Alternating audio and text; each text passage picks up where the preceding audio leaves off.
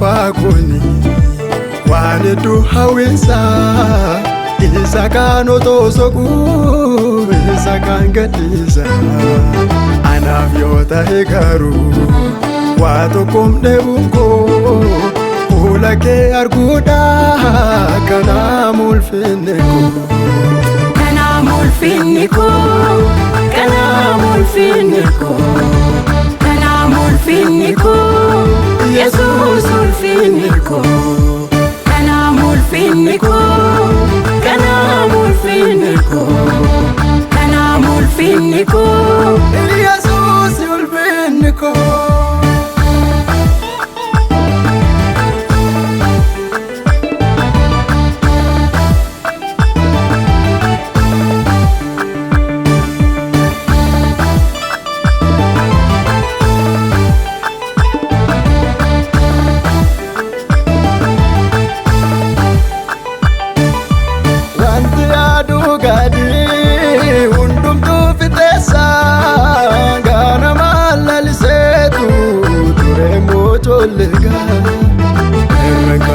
Jako abdiko singodadu waliyerof chalakisu jirenya finabdadu wanti adu gadi undumtu fitesa gana malalisetu turemo cholega eranga jako abdiko singodadu waliyerof chalakisu jirenya finabdadu erankawo ejako abdiko singodadu wan yerof chalakisu jirenya finabdadu erankawo ejako abdiko singodadu wan yerof chalakisu jirenya finabdadu bila fakuni wanedu hawinsa isa kanoto soku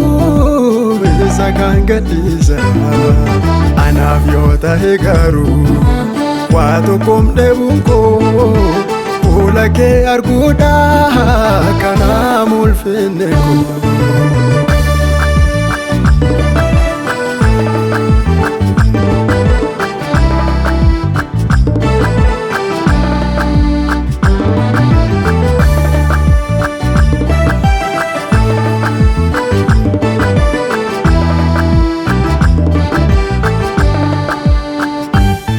Sagarango itichisu, sanofiko itidisu.